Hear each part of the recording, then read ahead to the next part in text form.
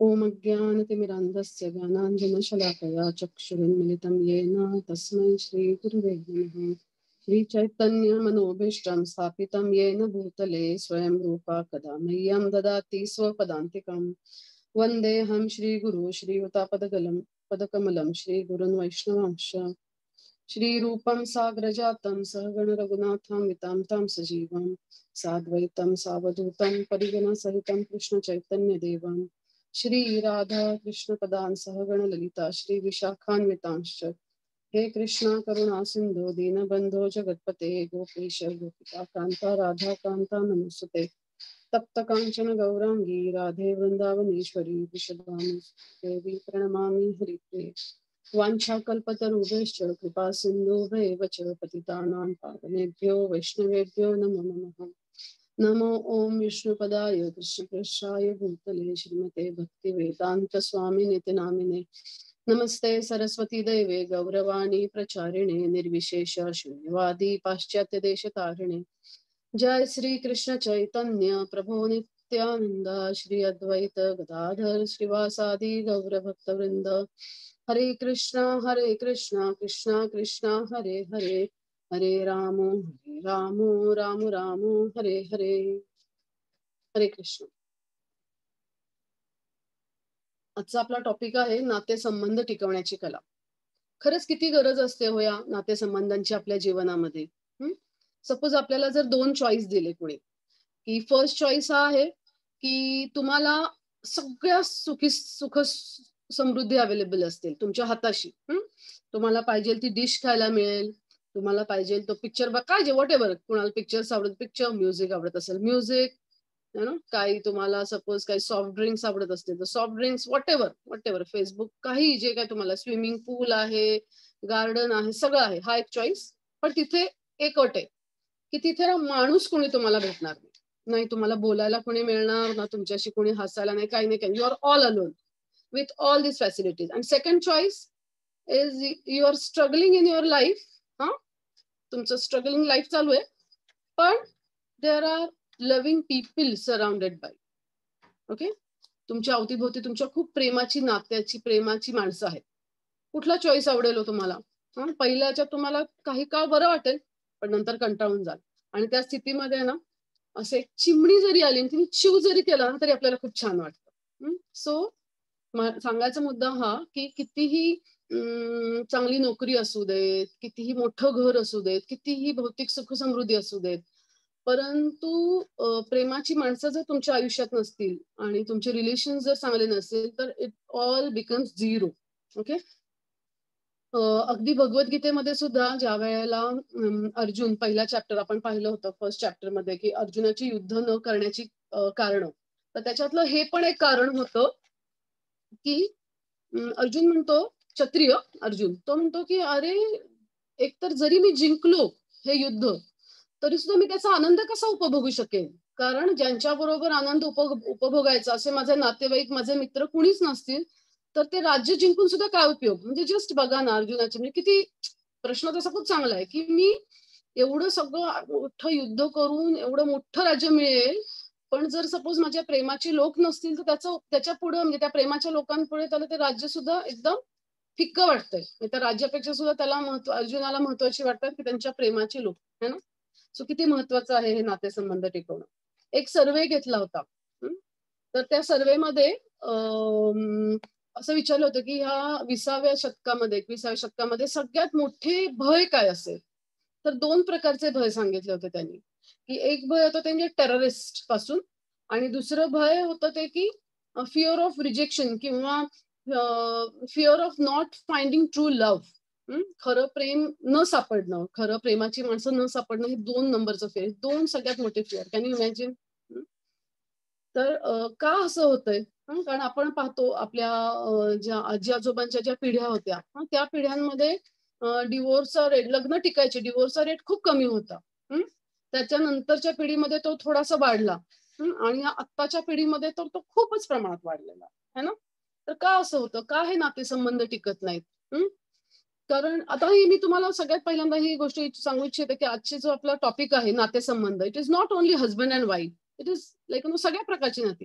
Husband wife आहेत, मित्रमैत्रिणी आहेत, मुलगा आहे, तुमच्या फॅमिली मेंबर्स आहेत, डिवोटी तुम्ही डिवोटी असाल तर तुमचे डिवोटीज आहेत, डिवोटी फ्रेंड्स आहेत तुमचे, सिनियर्स आहेत, सगळ्यांसाठी हे अप्लाय होतं.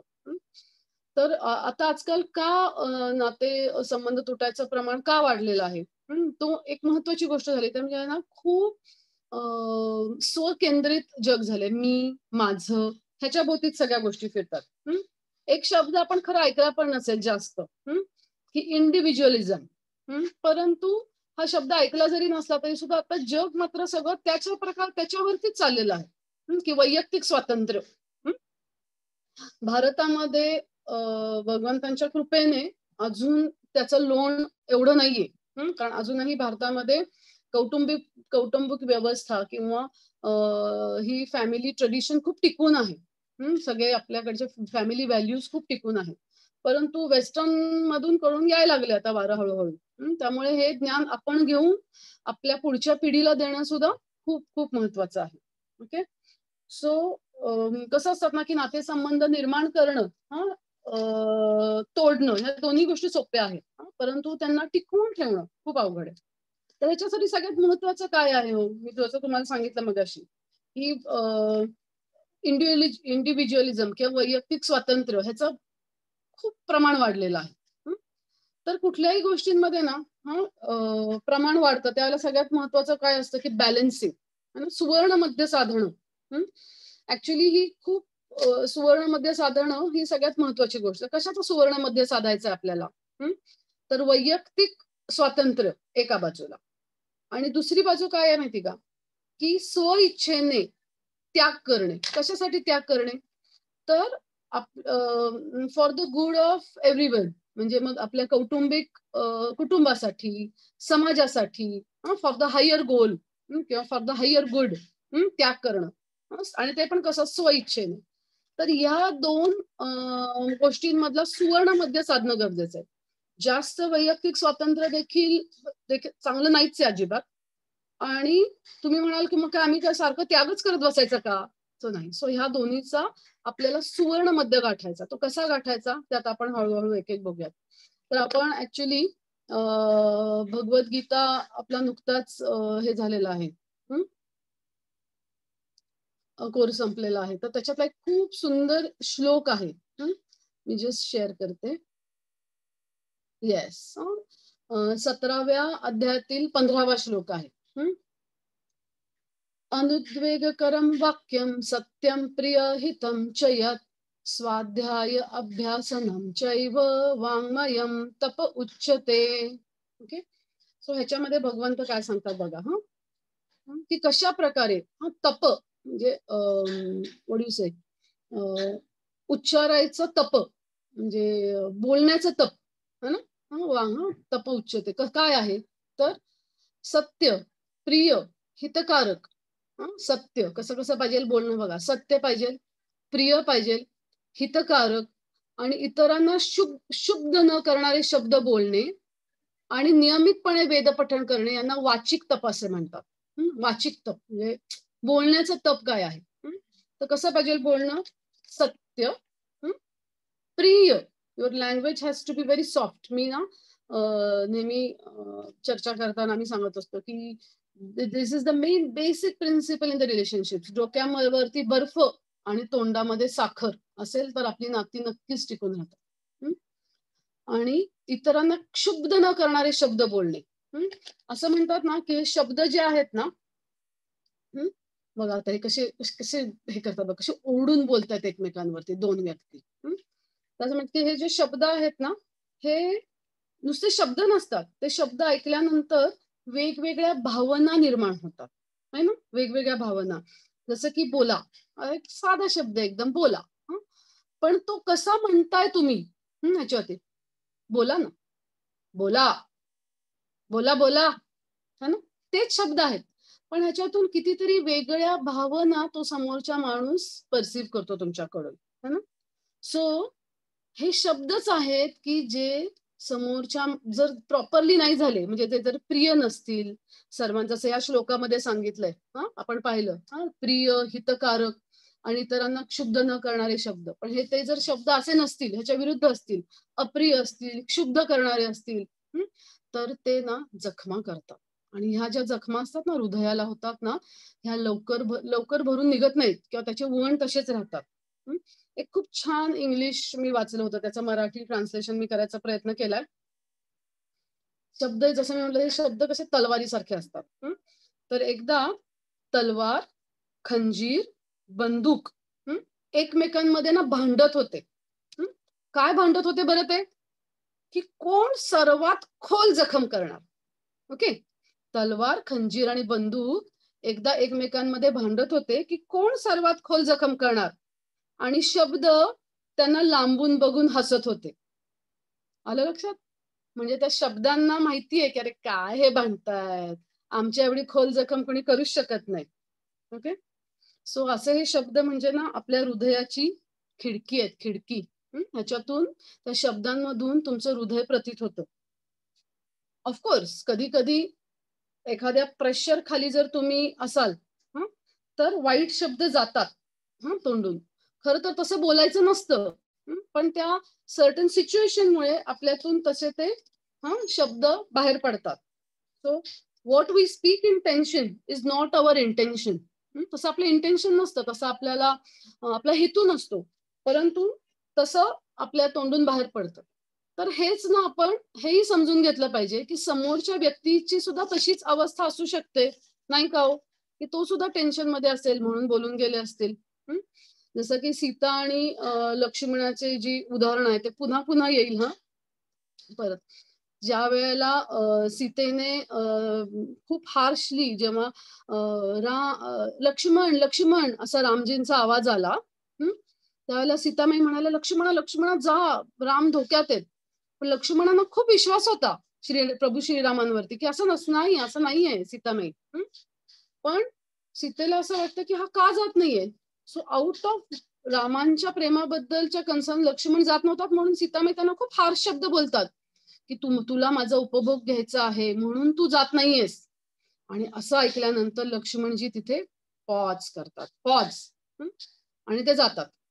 आणि मग गेल्यानंतर तिकडून राम म्हणतात तू कसं काय इथे आलास. आणि ते दोघंही जेव्हा परत येतात आणि आल्यानंतर जेव्हा त्यांच्या लक्षात येतं की आश्रमामध्ये सीतामाई नाही आहेत, त्यावेळेला राम परत लक्ष्मणजींना फायर करतात.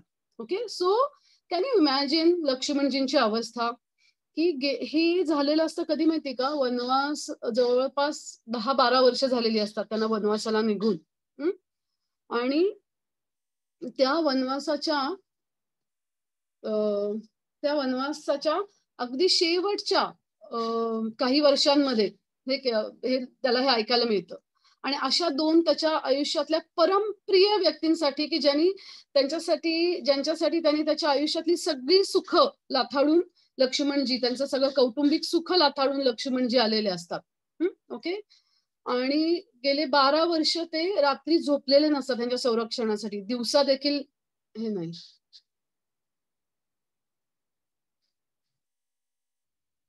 Just a second, I stop sharing.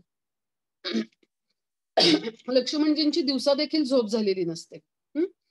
So imagine करा की अशा सिच्युएशन मध्ये हे दोघांकडूनही त्यांना ऐकायला आलं, पण लक्ष्मणजींनी विचार केला की येस, की जरी सीतामाई अशा बोलल्या तरी त्यांना डिड शी मीन दॅट, त्यांचा हेतू तसा होता का? नक्कीच नव्हता. आणि प्रभू रामचंद्र जरी मला रागवले तरी त्यांचा हेतू तसा होता का? नाही. फक्त एकमेकांविषयीच्या अति काळजी नाही, काळजीमुळे, प्रेमामुळे त्यांच्याकडनं under the pressure they just said it. Okay. So लक्ष्मणजींनी हे समजून घेतलं. सो दिस इज अ वे की आपण पण ती गोष्ट थोडीशी समजून घेतली पाहिजे. मग अजून काय केलं पाहिजे आपण नक्की, आता ह्याच्यासाठी कसं केलं पाहिजे? So discipline your speech. है ना, आपण ऐकलं की शब्द कसे कठोर जखमा करतात. तर अशा वेळेला आपण प्रयत्न केला पाहिजे ना, प्रयत्न करणं तर नक्कीच आपल्या हातामध्ये, की आपलं जे बोलणं आहे ना ते डिसिप्लिन केलं पाहिजे. आपण विचार करायचा की हे वाक्य, हे शब्द पडल्यानंतर, हे माझ्या तोंडातून हे शब्द बाहेर पडल्यानंतर त्याचा फायदा किती होणार आहे आणि त्याचा तोटा किती होणार आहे. We should always think. आणि ठरवायचं की मी आजपासून कटू बोलणार नाही, जे काय मी बोलेन ते मी सॉफ्ट आणि स्वीटच बोलेन. ओके. व्हॉट्सअपवरती खूप छान जोक आला होता. आता सगळ्या माझ्या मैत्रिणीत म्हणजे शेअर करते. ती मैत्रीण म्हणते दुसऱ्या मैत्रिणीला, "सासूबाईंना शुगर आहे बरं का खूप. हं, पण रक्तातली साखर कधी जिभेवर येऊच देत नाहीत." ओके. सो सगळ्यांनाच अपेक्षा असते, की जिभेवरती साखर असावी. सो व्हेन यू एक्सपेक्ट तुम्ही ज्यावेळेला त्यांच्या कुणाच्या दुसऱ्यांच्या जिभेवर साखर यावी अशी अपेक्षा असते त्यावेळेला टाळी एका हाताने वाजत नाही म्हणतात. तर दुसरा हात आपला पण असतो, की you should also speak sweetly. Okay. So this is one point. So second दुसरा एक पॉइंट असा आहे, की कधी-कधी कसं होतं ना, की आपल्याला ना 2 चेहरे ठेवून चालत नाही. ओके. म्हणजे की अ, थोडक्यात की आवडत नाहीये मनातून, हं, पण ऐकून घ्यायचं, ऐकून घ्यायचं, ऐकून घ्यायचं. हं. पण मग अशा वेळेला काय होतं माहिती का? भम! प्रेशर वाढतं, वाढतं, वाढतं आणि शिट्टी वाजते एकदम. हं. किंवा साचतं, साचतं, साचतं आणि एकदम बॉम्ब ब्लास्ट होतो. सो असं पण नाही झालं पाहिजे. मग त्याचा बॅलन्स कसा केला पाहिजेल आपण? Okay. So what is the solution? Is the right expression. म्हणजे योग्य वेळी, योग्य गोष्टी तुम्ही व्यक्त पण करायला सांगितलं पाहिजे. नाहीतर नुसतं सहन, सहन, सहन करत गेलात ना, मग ब्लास्ट. आपल्याला बॉम्ब ब्लास्ट करायचं नाहीये. तर मग काय करायचंय? हं. तर आता एक्झाम्पल सांगते, की ज्यावेळेला द्रौपदीचं द्यूतामध्ये सगळा तो सीन झाला आणि भीम माहिती ना तुम्हाला how Bhim is. Bhim is खूप एक्सप्रेसिव्ह आहे. हं. आणि युधिष्ठिर जेव्हा द्रौपदीचं हरले आणि सगळा तो हे झाल्यानंतर भीम म्हणतात युधिष्ठिरांना, की "मला असं वाटतंय ना, एक जळते कोळसे आणावेत आणि तुझ्या हातावरती ठेवावेत आणि तुझे हात जळले जावेत, की ज्या हातांनी तू हे द्यूत खेळलास आणि द्रौपदी हरली आणि तिला एवढ्या सगळ्या प्रसंगाला सामोरं जावं लागलं."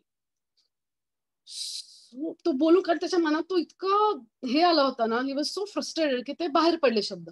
पण नेक्स्ट मिनिट भीमजींना लक्षात आलं, की आपण आपल्या मोठ्या भावाप्रती असं बोललो. दुसऱ्या क्षणी त्यांनी त्यांची माफी मागितली. सो बेसिकली ना, आपल्या ज्या इमोशन्स आहेत, त्या राइट चॅनलनी बाहेर पडणं पण तेवढंच महत्वाचं असतं. Right expression. म्हणजे काय होतं माहिती का? राइट एक्सप्रेस म्हणजे काय? थोडेसे तुडतुडे वाजतात बरं का. पण ते दिवाळीतले पण ते हार्मफुल नसतात. दिवाळीतले फटाके वाजतात ना तसे. मग ते दिवाळीतले फटाके चालतात. आपलं थोडंसं तुडतुड, तुडतुड वाजतं. पण ते हे करत नाहीत, जखमा करत नाहीत किंवा ते धोकादायक नसतात. बॉम्ब म्हणजे काय होतो? साडतं, साडतं, साडतं आणि एकदम बॉम्ब ब्लास्ट होतो. मग त्याच्यामध्ये ना रिलेशनशिपची जास्त हानी होते. जास्त हानी होते. सो इट्स बेटर की ते प्रेशर न साधता एका राइट वेनी राइट एक्सप्रेशन ओके हे करायचं. ह्याच्यामध्ये इव्हन ध्रुव महाराजांचं पण एक खूप छान एक्झाम्पल आहे. ज्यावेळेला ध्रुव महाराज सुनीतीकडे परत आले, की "आई मला असं-असं हे केलं." त्यावेळेला सुनीतीने ना ते जे सगळं तो ध्रुव ज्या ह्यानी आले होते सो सुनीतीने खूप शांतपणे त्यांना सांगितलं. योग्य ते सोल्युशन दिलं. योग्य ते चॅनलाइज केला ध्रुवांचा आहे, की बाबा मी नाही करू शकत. विष्णू देतील त्याच्यासाठी तुला जंगलामध्ये तपश्चर्या करावी लागेल. तिनं ते सत्य शांतपणे स्वीकारलं. हं. आता हे सगळं शांत तुम्ही म्हणाले, "काय मॅडम माताजी सांगताय शांतपणा, शांतपणा." हाऊ कसं काय येणार बरं आम्हाला असं कोणी आमच्या लाईफमध्ये हे करायचं असेल तर? सो हे खरं मी लास्टला सांगणार होते पॉइंट पण आता सांगते, की we have to connect with the higher. ज्यावेळेला आपण आपल्याला वाटतं, की आपल्यामध्ये असे गुण यावेत, त्याला काय करणं महत्वाचं आहे? की आपल्याला आपला राग कंट्रोल करता आला पाहिजे.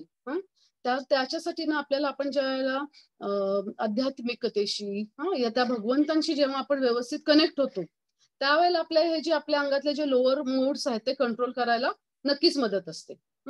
नाम जप करतो, भगवंतांबरोबरचं नातं जुळलं, की या जगातली नाती सांभाळायला जो पेशन्स लागतो, जे गुण लागतात ते आपोआप आपल्यामध्ये काही प्रमाणात तुमच्या प्रामाणिकतेनुसार नक्कीच येतात. सो आपल्यातले जे गुण आहेत, ते आध्यात्मिकतेने अधिक सुंदर होतात. सो त्याच्यासाठी रीडिंग शास्त्र, नामजप करणं ह्या पण गोष्टी खूप महत्त्वाच्या आहेत. तर मग ह्या सेमिनार्समधनं आपण जे काही ऐकू ते आपल्याला उतरवण्यासाठी एक मानसिक शक्ती नक्कीच मिळेल. ओके. अजून एक पॉइंट आहे नात्यांमधला तो म्हणजे वेळ देणं. ओके. वेळ द्यावाच लागतो तुम्हाला. असं तुम्ही नुसतं हाय, हॅलो मग ते हाय, हॅलोचे रिलेशनशिप्स रिलेशनशिप्स होतात. तर वेळ देण्यामध्ये तुम्हाला क्वालिटी ऑफ टाइम पण महत्वाचं आहे आणि क्वांटिटी ऑफ टाइम पण महत्वाचं आहे, है ना? तर मुलांच्या बाबतीत तर ही खूप महत्वाची गोष्ट आहे. मला ना लहान मुलांच्या बाबतीमध्ये मी खूप ठिकाणाहून ऐकलं होतं, की quality of time is very important, quality of time is very important. पण खरं सांगू का, मुलांच्या बाबतीमध्ये ना क्वालिटी ऑफ टाइम बरोबर क्वांटिटी ऑफ टाइम किती जास्तीत जास्त वेळ देता हे पण महत्वाचं आहे. मग आपण अशा काही गोष्टी ठरवायच्या, की चला मी आज रोज मी ना माझ्या एका शाळेतल्या मैत्रिणीला, रोज नाही, ते काही व्हॉटएव्हर तुमच्या कन्व्हिनियन्स प्रमाणे तुम्ही सिक्वेन्स ठरवू शकता. डिवोटी फ्रेंडला फोन करेन, हं, किंवा दुसऱ्या काउन्सिलिंग ग्रुपमधल्या माझ्या एखाद्या मैत्रिणीला फोन करेन, माझ्या शाळेतल्या मैत्रिणीला फोन करेन. शक्यतो खरं तर जाऊन भेटणं इज व्हेरी गुड बेसिकली. कारण तो एक जास्त तुमचा आय टू आय तो कॉन्टॅक्ट होतो. फोनवरती एवढं नाही होत, पण तरी ठीक आहे. Something is better than nothing. And खरं असं म्हणतात, की when you love someone you should express it. म्हणजे तुम्ही फोनवरती बोलता किंवा भेटता, शुड एक्सप्रेस द लव्ह. मग how you express the love? Through the words. शब्दांमधून तुम्ही एक्सप्रेस करू शकता. काहीतरी छान एखादा खाऊ घेऊ शकता. बाय गिव्हिंग गिफ्ट्स, है ना? बाय गिव्हिंग गिफ्ट सुद्धा तुम्ही हे करू शकता. तुमचं लव्ह एक्सप्रेस करू शकता. हं? आता हे वेळेचं सुद्धा कसं गंमत आहे बघा. आता जो मी हा वेळेचा पॉइंट सांगतेय. तर जीवनाच्या ना वेगवेगळ्या फेजेस असतात. आणि त्या जीवनाच्या वेगवेगळ्या फेजेस प्रमाणे आपल्या टाइमच्या प्रायोरिटीज सुद्धा चेंज होतात, है ना? झाल्याच पाहिजेत. जसं की नवीन लग्न झालेली मुलगी आहे, तिच्यासाठी लग्नाच्या आधी तिच्या प्रायोरिटीज होत्या मैत्रिणी, ओके, मैत्रिणींसाठी खूप जास्त वेळ देणं. पण हीच प्रायोरिटी तिने जर लग्नानंतर कंटिन्यू केली तर कसं होईल हो? चालणार नाही ना. सारखं उठसुट्टी, काय ग तू काय केलंस, मी काय केलंस, घरातले नवीन म्हणजे नवीन नवरी काय सारखी फोनवरच बोलते. सो आयुष्यातल्या वेगवेगळ्या फेजेस प्रमाणे आपल्याला आपल्या टाइमच्या प्रायोरिटीज सुद्धा वी हॅव टू चेंज, है ना? याचा अर्थ की मैत्रिणींशी नातं तोडायचं असं नक्कीच नाही, पण थोडंसं कमी जास्त होऊ शकतं, है ना? नंतर पुढे मुलं झाल्यानंतर मुलांसाठी आपल्याला वेळ द्यावा लागतो. पहिल्या दिवसांमध्ये नवरा बायकोंना नवीन लग्न झाल्यानंतर नवरा बायकोंचे रिलेशन्स हे करण्यासाठी त्यांना वेळ द्यावा लागतो. आणि मुलांसाठी वेळ देताना सुद्धा त्यांच्या पण कशी फेज असते बघा. लहान असताना जास्त वेळ द्यावा लागतो आणि मोठे झाल्यानंतर तोच वेळ तुम्हाला असा ठरवावा लागतो, की त्यांना पण वाटलं नाही पाहिजे, की माझी मम्मा मला खूपच जास्त इंटरफिअर करतेय किंवा खूप जास्त मला स्पेसच देत नाही. सो काही वयामध्ये मुलांना त्यांची त्यांची स्पेस देणं पण महत्वाचं आहे. कधी कधी नवऱ्याला किंवा नवऱ्याने बायकोला सुद्धा काही प्रमाणात स्पेस देणं, म्हणजे इथं पण बॅलन्सिंग आलं. अति वेळ देऊन, अति पण त्यांच्या जीवनामध्ये दखलंदाजी देऊन पण चालणार नाही आणि एकदम मोकळं पण सोडून चालणार नाही. So you have to balance that thing. Okay. तिसरा पॉइंट आहे, आता मला नंबर लक्षात नाही, पुढचा पॉइंट आहे म्हणजे रिस्पेक्ट.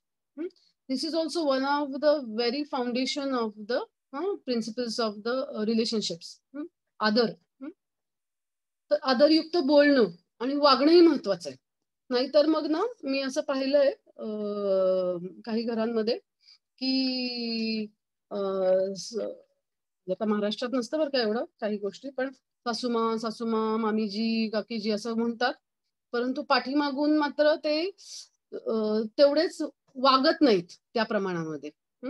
माझ्या तर ओळखीची एक, मला इतकं वाईट वाटायचं ना, म्हणजे की ती काय करायची माहिती का सून, त्यांच्या सासूबाईंना आवडायचं, परंतु त्यांना मिळू नये म्हणून त्यांना दुधावरची साय त्यांना आवडायची, व्हॉटएव्हर काहीतरी आवडायचं ते काढून ठेवणे. म्हणजे म्हणताना इकडं ओ आई, आई साहेब म्हणायचं आणि वागताना तुम्ही असं वागताय. So that is of no use, that's of no use. Okay. So तुमचं वागणं पण महत्वाचं आहे. जसं की भारत पाकिस्तानमध्ये कशी LOC आहे ना, लाईन ऑफ कंट्रोल. सो आपल्या नात्यांमध्ये सुद्धा ना एक लाईन पाहिजे. त्या लाईनचं नाव आहे LOR, लाईन ऑफ रिस्पेक्ट. तो ती लाईन आपल्याला माहिती पाहिजे आणि ती लाईन आपण क्रॉस नाही केली पाहिजे. जसं की लक्ष्मणजींनी सुद्धा सीतामाईंसाठी एक लाईन हे केली होती, ओढली होती, की त्याच्या बाहेर जाणं धोक्याचं असतं. तसंच ही आपल्या आयुष्यात पण आपल्या नात्यांमध्ये सुद्धा ही LOR पाहिजे, लाईन ऑफ रिस्पेक्ट. ती आपण क्रॉस नाही केलं पाहिजे. प्रभू रामचंद्रांनी सुद्धा पहिल्यांदा राज्य स्वीकारलं, ओके, आणि नंतर राज्याचा त्याग केला. राज्य स्वीकारलं फॉर रिस्पेक्ट, त्यांच्या वडिलांप्रती आदर, है ना, रिस्पेक्ट होता म्हणून. आणि राज्य त्यागलं ते सुद्धा वडिलांच्या प्रती रिस्पेक्ट म्हणूनच. दोन वेगवेगळ्या विरुद्ध गोष्टी, राज्य स्वीकारणं आणि राज्य त्यागणं. पण पर्पज एकच, काय? For the respect for Dasharath Maharaj, Dasharath महाराजांच्या आदराप्रती. ह्या दोन, पण पर्पज एकच त्याचा. ह्या दोन वेगवेगळ्या गोष्टी प्रभू रामचंद्रांनी केल्या. पुढील एक गोष्ट म्हणजे caring for each other. Yes, very important. की आपण जेवढी एकमेकांची काळजी घेऊ, तोंड देखली नाही मनापासून, तेवढं ते नातं अजून अजून दृढ होत जातं. अजून माझा एका गोष्टीवरती खूप विश्वास आहे बरं का, की आपल्या पर्सनॅलिटीमध्येच ना आपण पॉझिटिव्हिटी वाढवली पाहिजे. जसं की हा अर्धा ग्लास भरलेला आहे आणि मग ते म्हणतात ना, की कोणी म्हणतं अर्धा ग्लास रिकामा आहे. असं निगेटिव्ह आपल्या मनामध्ये जर विचार असतील किंवा तुमची पर्सनॅलिटी अशी निगेटिव्हने भरलेली असेल, तर मग तुम्हाला दिसताना सुद्धा सगळं निगेटिव्हच दिसतं. बरोबर आहे की नाही? मग तुम्हाला दुसऱ्यांमधले दोषच दिसणार. तुम्ही ज्या रंगाचा चष्मा लावणार त्या रंगाचंच तुम्हाला सगळं हे बनणार, तसेच तुम्हाला अनुभव पण येणार. है ना? So we have to add positivity. आपण आपला दृष्टिकोन पॉझिटिव्ह ठेवला ना, की आपल्याला येणारे रिस्पॉन्सेस पण तशा प्रकारेच येतात. आणि तुम्ही जर सगळ्यांमधले दोष जर बघत राहिलात, तर मग तशाच रिस्पॉन्सेस तुम्हाला पण येणार. ओके. सो याच्यामध्ये एक जे सांगायचं होतं तुम्हाला, की कुंती आणि गांधारी. कुंतीला ज्या वेळेला पुत्र रत्न प्राप्त झाले आणि ही गोष्ट गांधारीला कळाली, त्यावेळेला गांधारी प्रेग्नंट होती, पण ती 2 वर्ष तिचा गर्भ आतच होता. तिला हे केल्यानंतर ती इतकी एन्व्हियस झाली ना, की तिने तिच्या गर्भावरती जोरात मारला आणि तो गर्भपात झाला. आणि हे करताना जी एन्व्हीनी, ज्या असूयेने तिने तो गर्भपात केला, तीच सगळी असूया दुर्योधनाला पास ऑन झाली. ओके. सो आपण आपण जशी पॉझिटिव्हिटी देऊ तसंच ते आपल्याला परत मिळत असतं.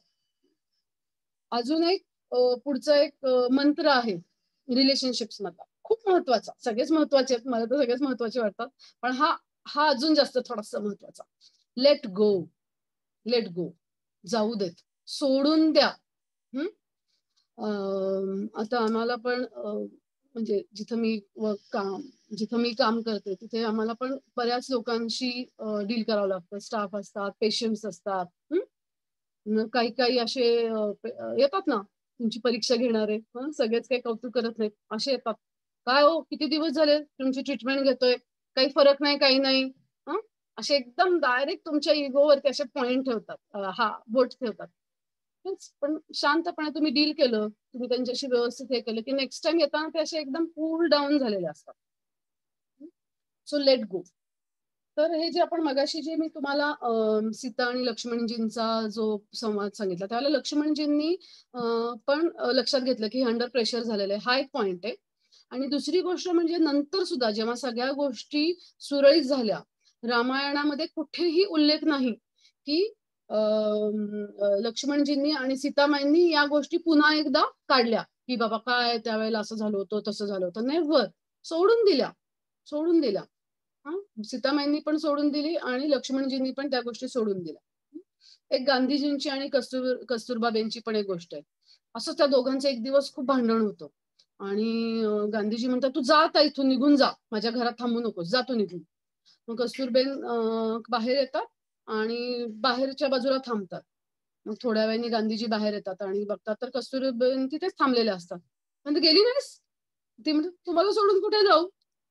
ते म्हणतात, ये आतमध्ये आता. So like they just forgot की ठीक आहे आता. आणि त्याच्याशिवाय ना ह्या पुढे जातच नाही गोष्टी. याच्यासाठी तुम्हाला थोडीशी क्षमाशील प्रवृत्ती अंगी बाळगणं खूप महत्वाचं आहे. तर ज्या वेळेला प्रभू रामचंद्रांनी वालीला मारलं, तर त्यावेळेला मारलं, पण त्याचा मृत्यू होण्याच्या आधी काय म्हणाले माहिती का प्रभू रामचंद्र वालीला, की मी तुला का मारलं माहितीये? कारण ना तू तुझ्या भावाला त्याच्या ज्या गोष्टी ते ऐकूनच घेतला नाहीस आणि तू त्याला क्षमा नाही केलंस. एक छोटा भाऊ होता, ठीक आहे, त्याला वाटलं असेल की तू आता नाही येऊ शकणार म्हणून त्यांनी येऊन परत तुझे राज्य सुरू केलं असेल, पण तू त्याला संधीच दिली नाहीस, सांगण्याची पण संधी दिली नाहीस आणि तू त्याला माफ करू शकलं नाहीस, म्हणून मला तुला आता मारावं लागेल. सो माफ करण्याची वृत्ती जी आहे ती थोडी तरी अंगात बाळगल्याशिवाय ना आपल्याला लेट गो करता येत नाही. श्रील प्रभुपाद कसे म्हणायचे माहिती का, की यु नो, कारण नवरा बायकोंच्या भांडणांमध्ये तर हे लेट गो करावंच लागतं, त्याच्याशिवाय दुसरा दिवस सुरूच होऊ शकत नाही. श्रील प्रभुपाद म्हणायचे नवरा बायकोंची भांडण म्हणजे मेंढ्यांसारखी भांडण. आज असे झाले की ते परत असं वाटतं की केवढे भांडतायत, पण परत नेक्स्ट डे पासून सुरू असतं. So this is also one of the very main point. पुढचा एक पॉइंट असा आहे की डोंट फिक्स द लेबल. म्हणजे तुम्ही कुणाला असं एक लेबल चिटकवू नका, नाहीतर मग काय होतं, तुमचं पूर्वग्रह दूषित मन होतं आणि मग तुम्ही त्याच चष्म्यानी बघायला लागता की हा व्यक्ती आहे ना तो असा आहे. आणि मग तुम्ही त्या रिलेशनशिप्स डेव्हलप व्हायचे सगळे दरवाजे तुम्ही तुमच्या हातानेच बंद करून घेता. Okay, so this is also one of the most important point की तुम्ही पूर्वग्रह तुम्ही त्या चष्म्यानी कुठल्याही याला बघितलं पाहिजे, नात्यांकडे पण बघितलं नाही पाहिजे आणि कुठल्याही व्यक्तीकडेही बघितलं नाही पाहिजे. सो बिफोर दॅट ना you should, before judging others, आपण स्वतःला पहिल्यांदा जज केलं पाहिजे. अजून एक मध्ये एका लेक्चरमध्ये आम्ही एक सेमिनार अटेंड केला होता, त्याच्यामध्ये खूप छान कन्सेप्ट आली होती की करन्सी ऑफ लव्ह. सपोज मी अमेरिकेतून काही डॉलर्स आणले आणि SBI मध्ये भरायला गेले, तर म्हणले नाही, नाही चालणार इथे, है ना, इंडियन भारतामध्ये तुम्हाला रुपीजच चालेल, इंडियन करन्सी चालेल, डॉलर्स नाही चालणार. तर त्या कुठल्याही नातेसंबंधांमध्ये कुठली करन्सी महत्वाची आहे, की थोडक्यात की सपोज तुमची मुलं आहेत, मुलगा आहे सपोज, एका मुलाबरोबर तुम्ही आता तुमच्या स्वतःच्या डील करता आणि त्याला थोडस शांत राहायला आवडतं, किंवा त्याला काही सर्टन वेगळ्या वेळेनी बोललेलं आवडतं, आणि तुम्ही मात्र म्हणताय नाही नाही नाही नाही, तू असं कर तसं कर, हे 4-5 गोष्टी दिल्या आणि नाही तू हे कर, तसं नाहीये ना. त्याला समजणारी प्रेमाची भाषा ही वेगळी आहे आणि तुम्ही वेगळी भाषा वापरणार आणि तुम्ही जर अपेक्षा करणार की मी तर प्रेमच करतोय त्याच्यावरती, माझं प्रेमच आहे, आणि तुमचं भले प्रेम आहे पण तुमचं प्रेम त्याला समजणाऱ्या करन्सीमध्ये व्यक्त होऊ देत. तुम्ही म्हणणार मी डॉलर देतो पण त्याला रुपीज पाहिजेत, हे कसं गणित जुळणार? So you should understand what is the currency of their love. हे आपण समजून घेतलं पाहिजे आणि त्या भाषेमध्ये, त्या करन्सीमध्ये जेव्हा डीलिंग कराल तेव्हा ती नाती अजूनच सुंदर होतील. सगळ्यात आता मी प्रत्येक पॉइंटला असंच म्हणेन बरं का, पण तरी सुद्धा की हा पण एक खूप बेस आहे की सॅक्रिफाईस, है ना, त्याग. जसं की पहिल्यांदाच आपण म्हटलं होतं की बॅलन्सिंग वैयक्तिक इंडिव्हिज्युअलिझम, वैयक्तिक स्वतंत्रता आणि स्वइच्छेने केलेला त्याग, ह्याच्यातला बॅलन्स असणं महत्वाचं आहे. तसंच त्याग ही एक ह्याचा सुद्धा बॅलन्स असणं खूप महत्वाचं आहे. बेसिकली असणंच महत्वाचं आहे त्याग. की प्रभू रामचंद्र आणि भरत महाराज, केवढा मोठा त्याग आहे. भरत महाराजांनी अख्खा प्रभू रामचंद्र परत येईपर्यंत ते महालात राहिले नाहीत. ते बाहेर जाऊन राहिले, सगळं वनवासी असल्यासारखं जीवन त्यांनी हे केलं आणि त्यांच्या पादुकांना स्मरण ठेवून त्यांनी अख्खं राज्याचा कारभार केला. केवढा मोठा त्याग आहे. पण आजही आपण भावाभावांच्या रिलेशनशिप्सचं आपल्यासाठी ते केवढं मोठं एक उदाहरण आहे. आता भांडणं उलटी होतात, प्रॉपर्टी पाहिजे वरून भांडणं होतात, पण इथं आपल्या समोर उदाहरण आहे की नको, मला नको, तू घे राज्य, तू घे राज्य. ओके, सो आपण हे त्याग केलेही पाहिजेत आणि दुसऱ्यांचे त्याग आपण अप्रिशिएट पण केले पाहिजे. जसं की नवरा बायकोंच्या ह्याच्यामध्ये नवऱ्यानेही समजून घेतलं पाहिजे की हिनी तिच्या माहेरच्या लाईफस्टाईलचा, तिथल्या प्रेमाच्या लोकांचा, काही सवयींचा त्याग तिने केलेला आहे, आणि इवन त्या बायकोनेही समजून घेतलं पाहिजे की मला माझ्या यांच्या जीवनामध्ये ऍब्सॉर्ब करण्यासाठी किंवा स्थान देण्यासाठी even he has also sacrificed. So sacrifice हा पण एक खूप मोठा बेस आहे.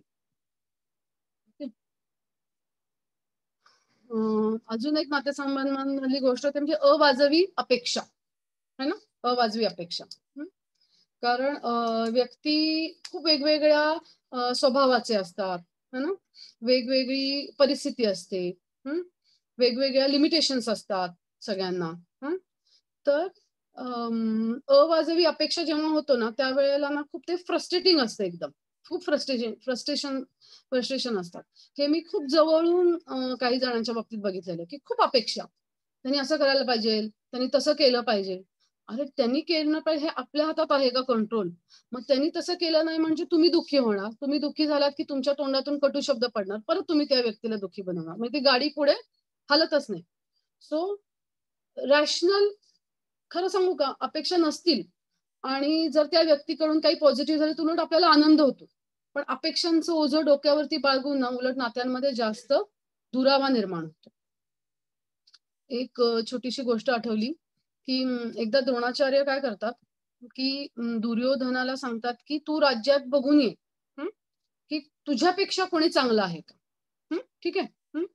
आणि युधिष्ठिरला पण सांगतात. मग दुर्योधन जातो आणि म्हणतो, की "अहो, मी सगळीकडे बघितलं, पण सगळ्यांमध्ये ना खूप वाईट गुण आहेत माझ्यापेक्षा." सो त्यांनी कसं कसं हे केलं बघा. त्यांनी द्रोणाचार्यांनी सांगितलं, "ह्या सगळ्यांकडे ना माझ्यापेक्षा खूप वाईट गुण आहेत. माझ्याकडे एवढे नाहीयेत. Okay. So I am better than them." Okay. आणि युधिष्ठिरने जेव्हा जाऊन आले, त्यावेळेला युधिष्ठिरने सांगितलं, की "गुरुवर्य, ह्या राज्यातले ना सगळे लोक माझ्यापेक्षा चांगले आहेत. हं. सगळे लोक माझ्यापेक्षा चांगले आहेत. त्यांच्याकडे सगळ्यांकडे माझ्यापेक्षा खूप चांगले-चांगले गुण आहेत." बघा ना, म्हणजे 2 व्यक्तींना सांगितलं. त्यांनी त्यांनी त्यांच्या पर्सनॅलिटीज प्रमाणे बाकीच्या समाजाला पण तशाच प्रकारे हे केलं. हं. की दुर्योधन म्हणाला, की माझ्यापेक्षा खूप वाईट लोक आहेत आणि त्यामुळे मीच सगळ्यात चांगला आहे. आणि इकडे युधिष्ठिर म्हणाले, की माझ्यापेक्षा सुद्धा खूप चांगले लोक आहेत आणि मीच सगळ्यात वाईट आहे. सो तुम्ही जसे असता ना, तसेच तुम्हाला पण समोरचे जग दिसतं. हं. किंवा तुम्ही तसेच हे करता. तशाच तुमच्या अपेक्षा राहतात रादर. तशाच अपेक्षा तुमच्या समोरच्या व्यक्तींकडून किंवा जगाकडून राहतात. ओके. सो ह्या सगळ्या गोष्टींमध्ये ना, सो नात्यांची क्वालिटी खूप महत्वाची आणि त्याच्यासाठी तुम्ही भावनिकरित्या किती एकमेकांशी कनेक्टेड आहात, हे खूप महत्वाचं आहे. हं. जसं की सपोज तुमचं इमोशनल कनेक्ट खूप स्ट्राँग आहे. मग अशा वेळेला ना, अगदी एक 4-5 वाक्य गेली, तरी सुद्धा त्या व्यक्तीला ना, त्याचं तितकं दुःख होत नाही. हं. पण तुमचं जर इमोशनल कनेक्ट जर जास्त स्ट्राँग नसेल, तर एका शब्दाने सुद्धा किंवा एका नजरेने सुद्धा तो व्यक्ती दुःखी होऊ शकतो. हं. ह्याच्यासाठी डिपॉझिट आणि विथड्रॉवलची मला खूप एक्झाम्पल खूप आवडतं, की तुम्ही तुमच्या त्या नात्याच्या अकाउंटमध्ये ना, तुम्ही आधी प्रेम डिपॉझिट करा. हं. तुम्ही आधी प्रेम डिपॉझिट करा. मग एखादं विथड्रॉवल केलं ना, तरी चालतं, है ना? ही गोष्ट ना मुलांसाठी खूप लागू पडते आणि मी स्वतःही म्हणजे आय डोंट नो मी माझ्यामुळं नाही, पण आम्ही जे काही थोडे सेमिनार्स अटेंड केले होते, त्याच्यामध्ये हा डिपॉझिट आणि विथड्रॉवलची ही जी थीम सांगितली ना, तेव्हापासून मी हे खूप खूप पाळण्याचा मी स्वतः प्रयत्न करते आणि मी सांगू इच्छिते, की त्याचे खूप छान रिझल्ट्स येतात. शेवटी मुलांना रागवावं लागतंच. पण तुम्ही सारखंच रागवून नाही ना चालत. तुम्ही एक 10 गोष्टी त्यांना प्रेमाने सांगा. हं. तुम्ही त्यांना प्रेम द्या. तुम्ही त्यांच्याशी इमोशनली कनेक्ट व्हा आणि मग नंतर त्याचं चुकलं तुम्ही एकदा रागवू शकता ना त्यांना. पण तुम्ही रोज उठूनच जर सारखं सकाळ, दुपार, संध्याकाळ जर रागवलं, तर ते तुमच्याशी इमोशनली कनेक्ट नाही होऊ शकत. सो तुमचं डिपॉझिट खूप जास्त असलं पाहिजे विथड्रॉवलपेक्षा. हं. अ, जसं मी मगाशी सांगितलं, की जसे तुम्ही आहात, तसे तुम्ही इतरांना पाहता. है ना? आणि तुम्ही आयुष्य पण तसेच पाहता. हं. तर या गोष्टीमध्ये ना, हे आयुष्य पाहताना ना, चांगल्या गोष्टी लक्षात ठेवणं, हं, हे खूप, खूप, खूप महत्वाचं आहे. अजून एक गोष्ट आम्हाला त्यांनी खूप छान फॉलो करायला सांगितली होती, की जर सपोज तुमचं एखाद्या व्यक्तीबरोबर थोडंसं स्ट्रेच निर्माण झाला रिलेशनशिप्समध्ये. डोळे बंद करायचे आणि जस्ट आठवत राहायचं, की ह्या व्यक्तीने माझ्यासाठी काय-काय चांगलं केलेलं आहे. Just just remember. फोकस करा त्याच्यावरती, की काय-काय या माझ्या आधीच्या आयुष्यामध्ये मग भले कितीही वर्षापूर्वीचं असू देत ते. Focus on it. फोकस करा तुम्ही, की तुम्हाला काय त्या व्यक्तीने तुमच्यासाठी चांगलं केलंय आणि मग आपोआप तुमचं प्रेशर जे आहे ना वाढलेलं खाली येतं. शास्त्रांमध्ये याच्यासाठी एक खूप छान एक्झाम्पल दिलेलं आहे, की सपोज तुम्ही माशीला बागेमध्ये सोडलं, साधी आपली काय म्हणतात त्याला? साधी साधी माशी आपली. तिला बागेत सोडलं, ती ती त्या बागेतला ना कचरा शोधणार आणि ती त्या कचऱ्यावर जाणार. हां, ओके. आणि जर ते एका मधमाशीला जर तुम्ही कचऱ्यात सोडलं, तरी ती त्या कचऱ्यातनं एक फूल बघणार आणि त्या फुलामधूनच ती रस घेणार. ओके. सो हे महत्वाचं आहे, की यू सी द गुड आणि फोकस ऑन दॅट गुड. मैत्रिणीशी भांडण झालं ना, डोळे बंद करायचे आणि तिने तिचं आणि तुमचं जे चांगलं आदान-प्रदान आहे, तिने जी काही तुम्हाला मदत केलेली आहे, त्याच्याबद्दल तुम्ही आठवायचं. आता हे मधुमाशीवरून ना एक जस्ट चांगला पॉइंट आठवला मला, की मधमाशीचं हे कसं असतं बघा. मधमाशीचं ती एका फुलावरती जाते, मध घेते, मग दुसऱ्या फुलावरती जाते, है ना? मग तिसऱ्या फुलावरती जाते. ती असं करते का हो, की एकाच फुलावरती बसली, की सगळा दिवसभरचा सगळा रस शोषून घ्यायचा ते फुल सुकेपर्यंत? नाही. ती नक्कीच तशी करत नाही. तर ती जस्ट एका फुलावरून दुसऱ्या हवं तेवढं हे करते. सो मला काय असं सांगायचंय, की ठीक आहे तुमचे रिलेशन यू डोंट तुमच्या ज्या नात्यांमध्ये ना तुम्ही इतकं पण एखाद्याला चांगलं आहे किंवा चांगली मैत्रीण आहे किंवा चांगल्या फ्रेंड आहेत किंवा चांगले हे म्हणून डोंट सक टू मच, है ना? खूप जास्त एक्सप्लॉइट करू नका. खूप जास्त घेऊ नका, इतकं घेऊ नका की पार ते कोमेजून जाते, है ना? सो ह्या सगळ्या नात्यांमधल्या ह्या सगळे जे क्वालिटीज आपण आता डिस्कस करतोय, ह्याचा मुख्य बेस काय माहिती का? पेशन्स, है ना? की हो, पेशन्स म्हणजे धीर, है ना? तुम्हाला धीर असला पाहिजे, की आता सपोज तुम्ही एखाद्या रिलेशनशिप वरती काम करायला सुरुवात केली, हं? की मी आता हे आज मी लेक्चर ऐकलं, हं? आणि अपर्णा काटेंनी ह्या गोष्टी सांगितल्या. सो चलो म्हणजे मी सांगितलं म्हणजे ऑफकोर्स मी पण गायडन्स घेऊन सांगितलं. चला मी आता ह्याच्यातल्या ह्या 3 गोष्टी, 4 गोष्टी अप्लाय करतो. सो यू डोंट एक्सपेक्ट की समोरच्या व्यक्तीमध्ये लगेचच अ, बदल होतील, है ना? कारण शेवटी ना एक खूप छान स्लाईड आहे खरं बघू जमलं तर मी जस्ट शेअर इट.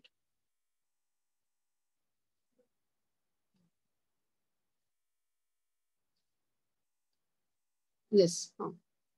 की वेळ वेळ तुम्हाला ठरवतं, की तुम्हाला who you meet in your life. तुम्हाला कोण भेटणार? हं? तुमचं मन हां, इच्छा करतं किंवा तुमचं हृदय इच्छा करतं, की हे मला माझ्या लाईफमध्ये पाहिजेत. हे लोकं मला माझ्या लाईफमध्ये पाहिजेत. पण हं, तुमचं वागणं ठरवतं, की तुमच्याबरोबर शेवटी टिकणार कोण? है ना? तुम्ही पाहिलं असेल, की ज्या मैत्रिणी अशा सॉफ्ट आहेत, समजूतदार आहेत, त्यांना खूप जास्त मैत्रिणी असतात. आणि बाकीच्यांचं मग तुम्हाला माहिती आहे, तर मी जास्त सांगायला नको त्याच्याबद्दल. So this is also one of the very good thing, की तुम्ही नात्यांमधली ना ही व्हरायटी लक्षात घेतली पाहिजे. हं, की किती सारे आहे ना, काही वेगवेगळ्या डिशेस आहेत. प्रत्येक डिशची चव वेगळी आहे. तसंच प्रत्येक नात्याची ना चव वेगळी आहे. चव वेगळी असते.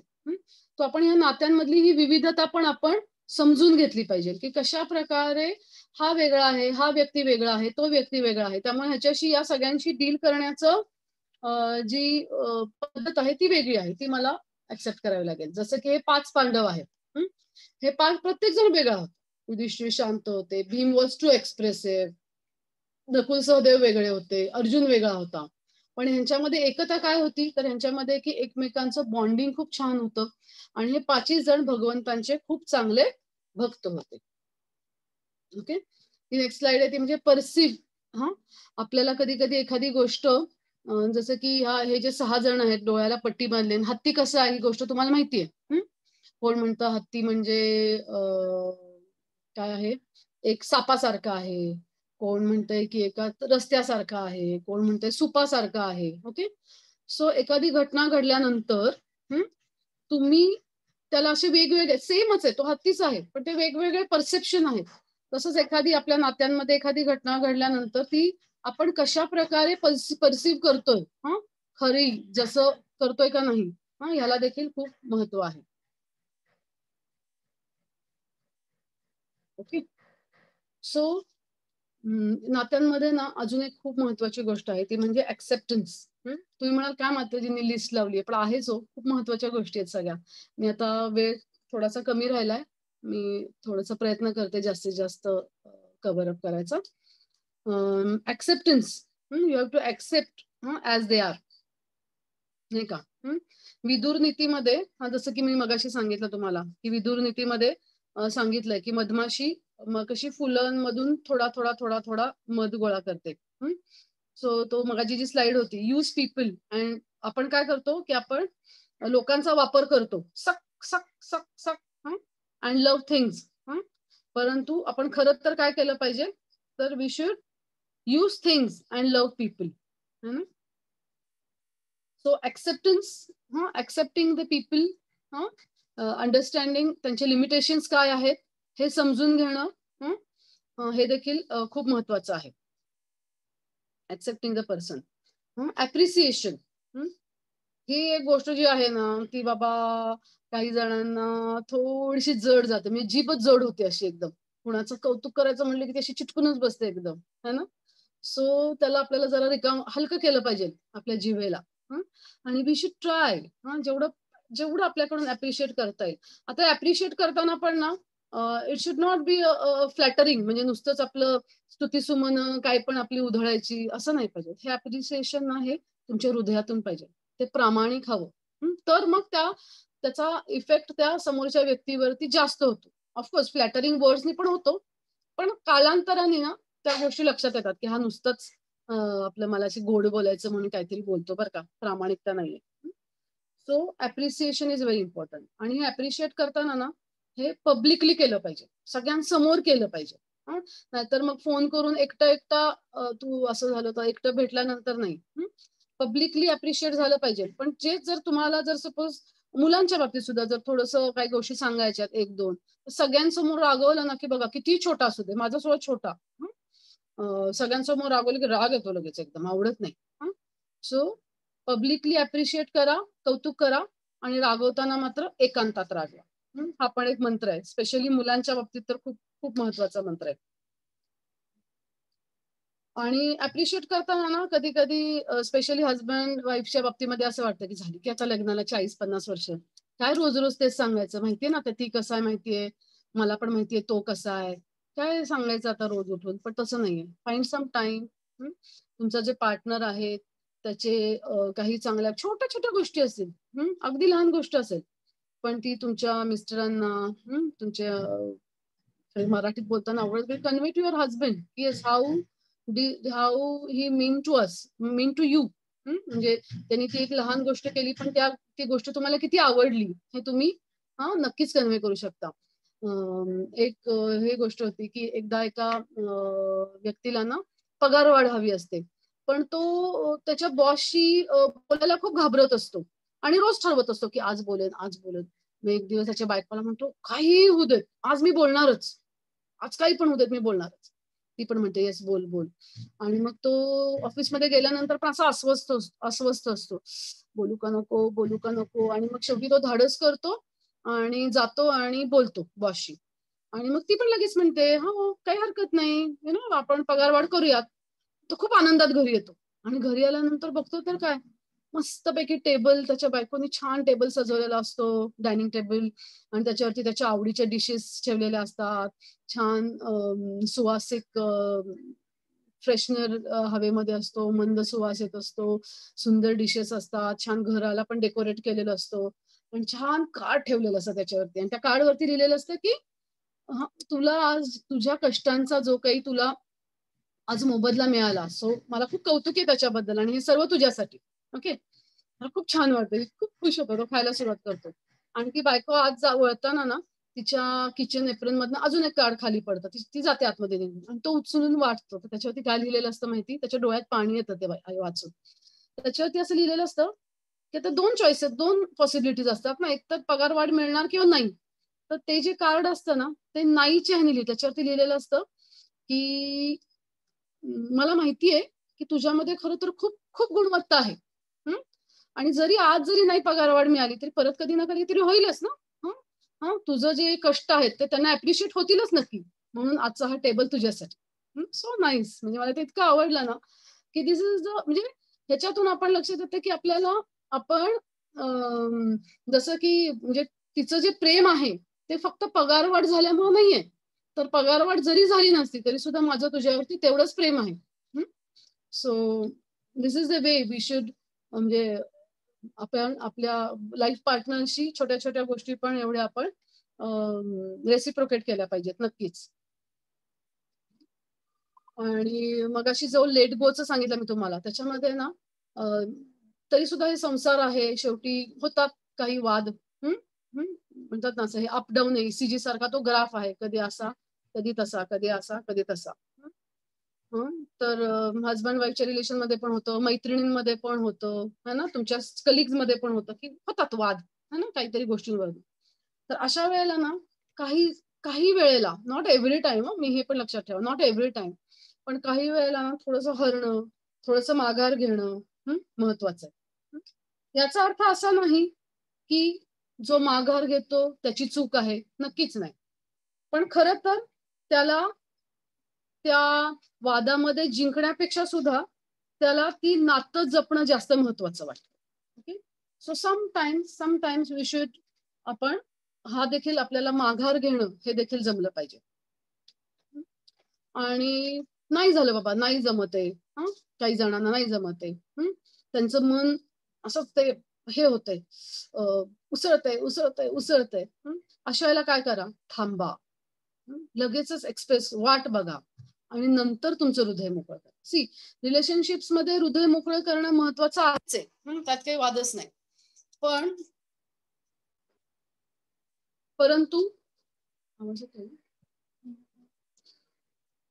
परंतु त्याच्यामध्ये नात्यामध्ये मोकळेपणा येतो.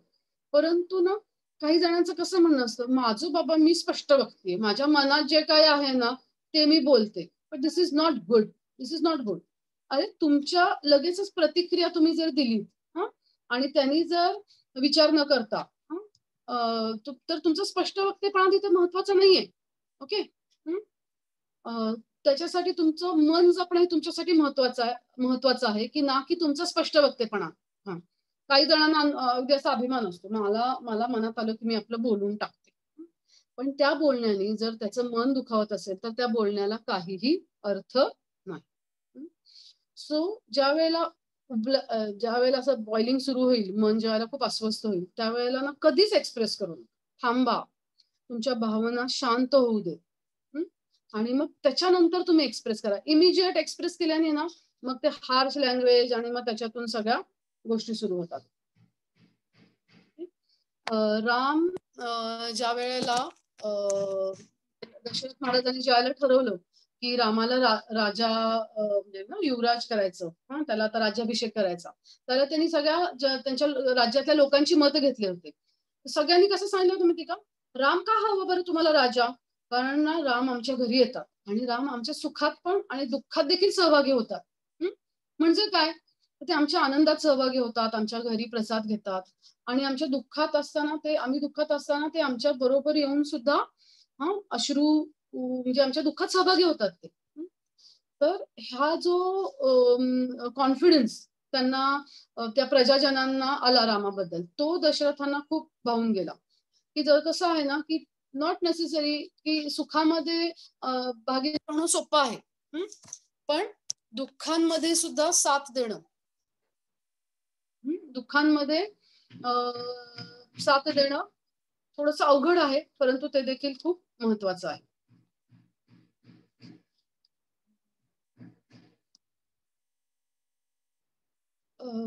कधी कधी असं होतं ना, की खूप बोलक्या लोकांना ना बोलायची सवय असते. एकदा का सुरू केलं की मग थांबतच नाही, टांग टांग टांग टांग सुरू होतं. पण ना, आपण जे ऐकतात ना त्यांचा पण विचार केला पाहिजे, आणि मग आपण पण सवय लावली पाहिजे की ऐकून घ्यायची, टू हिअर, काय त्यांना काय बोलायचंय.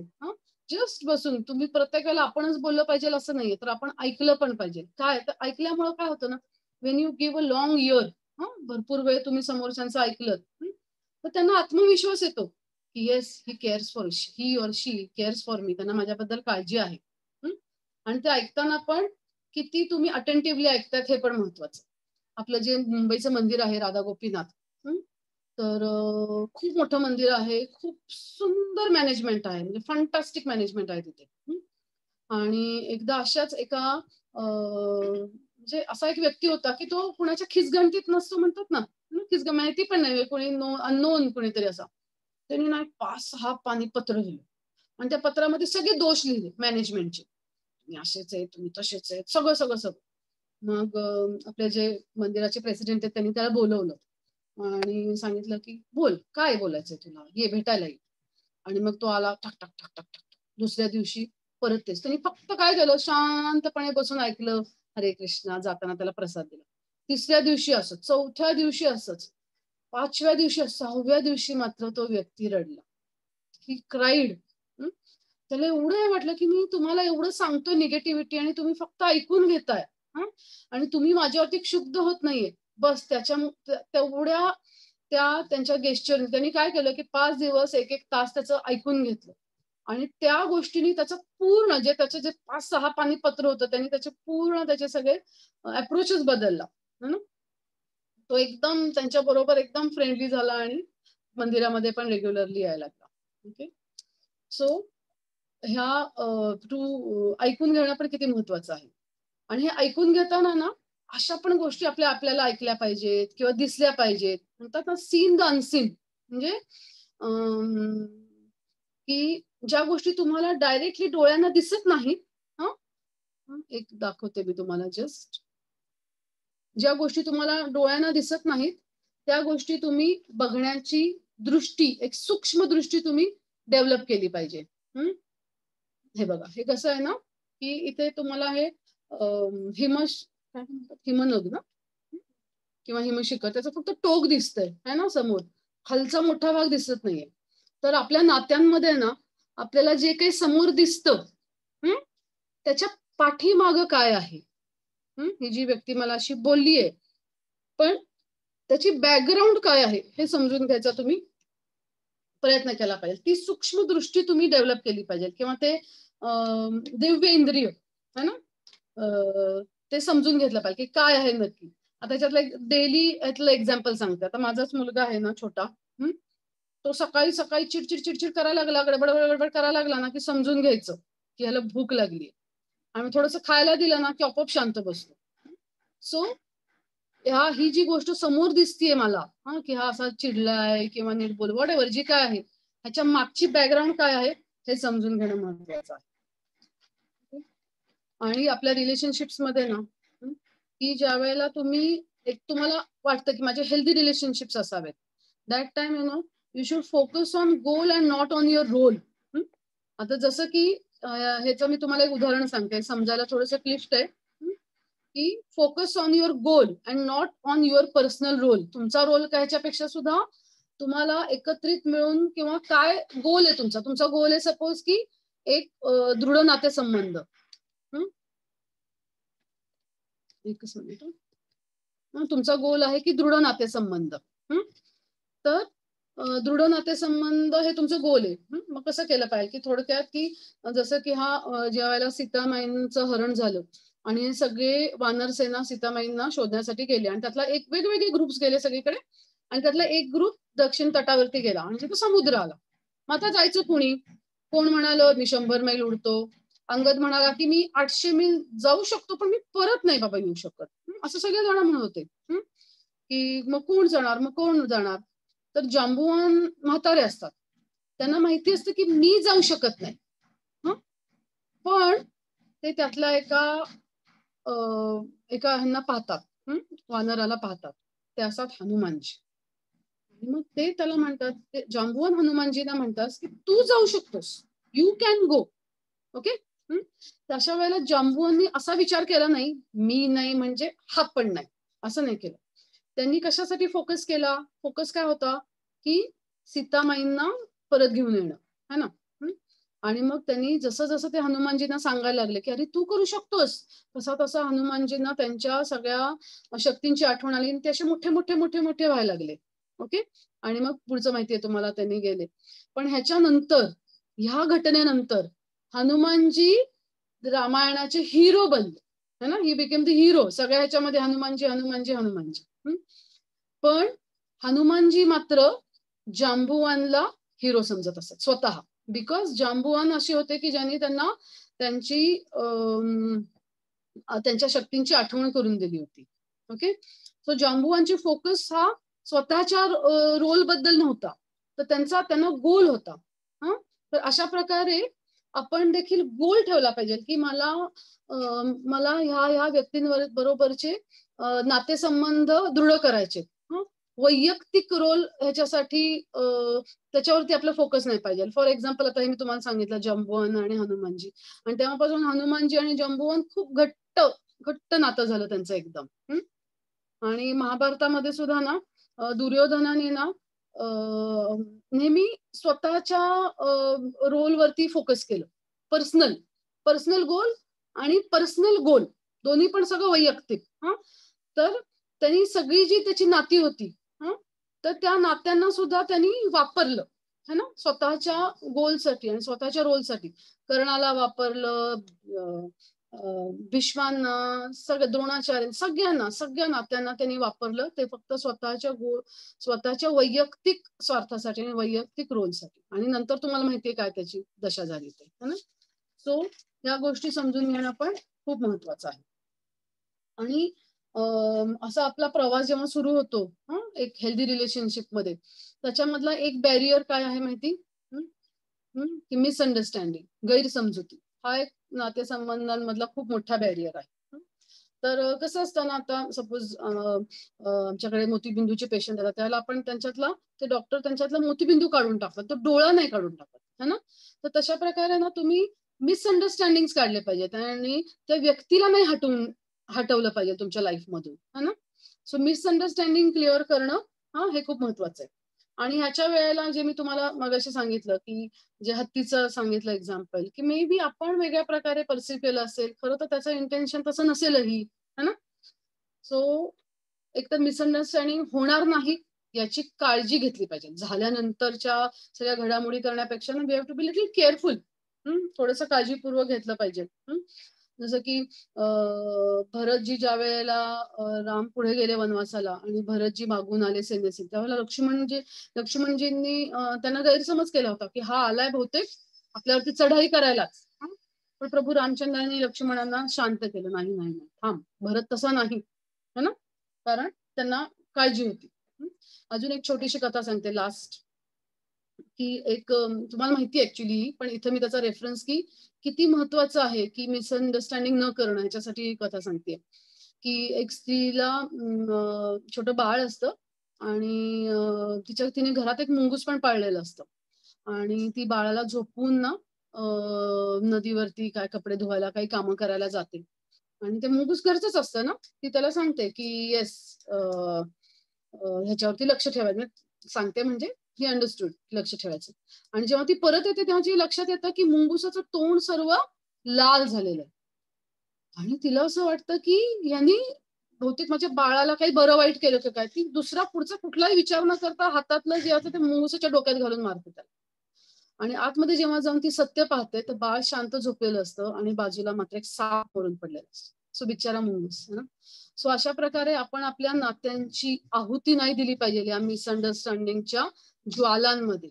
सो आपण ह्याच्यापासून आपल्या नात्यांचं खूप रक्षण केलं पाहिजे की कुणाला गैरसमज होऊ नयेत ह्याच्यासाठी आपण वागलं पाहिजे, पहिली गोष्ट. आणि जरी झाले तरी सुद्धा एका योग्य सुसंवादाने ते आपण कमी केले पाहिजे, टाळले पाहिजेत.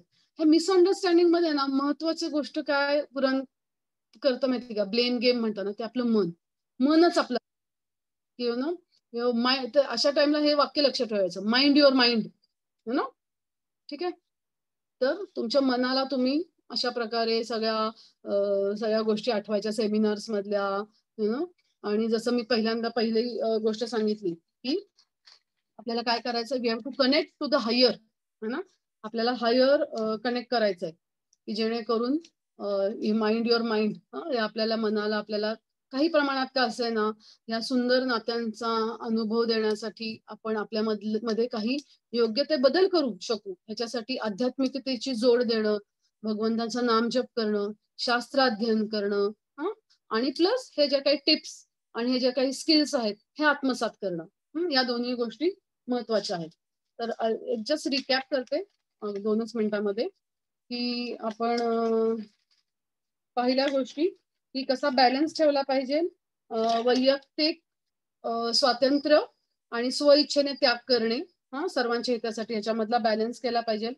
त्याच्यानंतर आपण तो सुंदर श्लोक पाहिला की आपलं बोलणं कसं प्रिय, हित, है ना, दुसऱ्यांना क्षुब्ध न करणारं असं पाहिजे. कारण शब्द हे तलवारीपेक्षा सुद्धा खोल जखमा, भरून न येणाऱ्या जखमा करतात. ओके. देन त्याच्यानंतर आपण पाहिलं की सीता आणि लक्ष्मणाच्या एक्झाम्पल मध्ये पाहिलं की कशा प्रकारे त्यांनी पेशन्स ठेवला. लक्ष्मणजींनी पण पेशन्स ठेवला. लेट गो केल्या गोष्टी, सोडून देणं महत्वाचं आहे. वेळ देणं, नातेसंबंधांना वेळ देणं महत्वाचं आहे. आणि त्या वेळ देताना सुद्धा प्रायोरिटीज, फेजेस, आपल्या लाईफ मधल्या फेजेस प्रमाणे प्रायोरिटीज आपल्या चेंज होतात. नवीन लग्न झाल्यानंतर वेगळे असतात, लग्नाच्या आधी वेगळे असतात, मुलं झाल्यानंतर आपल्या वेळ देण्याच्या प्रायोरिटीज वेगळ्या असतात. अशा प्रकारे वेगवेगळ्या प्रायोरिटीज असतात. आणि मला एक राधानाथ महाराजांची छान गोष्ट मी लिहिलेली एका ठिकाणी, लगेच ती पण एक शेवटी सगळ्यात सांगते मी तुम्हाला. त्याच्यानंतर आपण पाहिलं की LOC, लाईन ऑफ कंट्रोल. तशाच प्रकारे प्रत्येक नात्यांमध्ये एक लाईन ऑफ रिस्पेक्ट, LOR असणं देखील खूप महत्वाचं आहे. खूप खूप खूप महत्वाचं आहे. काळजी घेणं महत्वाचं आहे. पॉझिटिव्ह, आपला पॉझिटिव्ह अप्रोच असणं महत्वाचं आहे. ग्लास अर्धा भरलेला आहे. आपण पॉझिटिव्हिटी दिली की आपल्याला पण रिटर्न मध्ये पॉझिटिव्हिटी येते. नक्कीच. फॉरगिव्हनेस, थोडासा गोष्टी सोडून दिल्या पाहिजेत, धरून नाही बसल्या पाहिजेत. काही गोष्टी लेट गो केल्या पाहिजेत. पूर्वग्रह दूषित मन नाही ठेवलं पाहिजे आपण. नक्कीच. तर आपण पाहिले की प्रेशर हा कशा प्रकारे योग्य रीतीने तुमचा तो प्रेशर साठवून टाइम बॉम्ब नाही झाला पाहिजे. तर दिवाळीतले छान कधी कधी असे फुलणारे की जे हार्मफुल फटाके कसे वाजतात ना, तसं आपलं अधूनमधून तो, that is the right way, right response. Solution is the right response. Okay.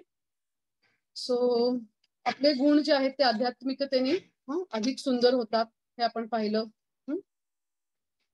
त्यानंतर आपण पाहिलं की लोकांना ऍक्सेप्ट करता आलं पाहिजे.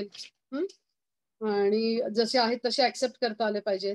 आपण याच्यामध्ये विदुर नीतीमधलं मधमाशीचं उदाहरण पाहिलं की फुलं ती कशी एका फुलावरून त्या फुलांमध्ये थोडा मध घेते, नॉट की अशी एकाच फुलाला एक्सप्लॉइट करत नाही. सो रिलेशनशिप मध्ये हे पण खूप महत्वाचं आहे. You should not exploit our relationships. Okay. Appreciation, appreciate in a right way, in a public.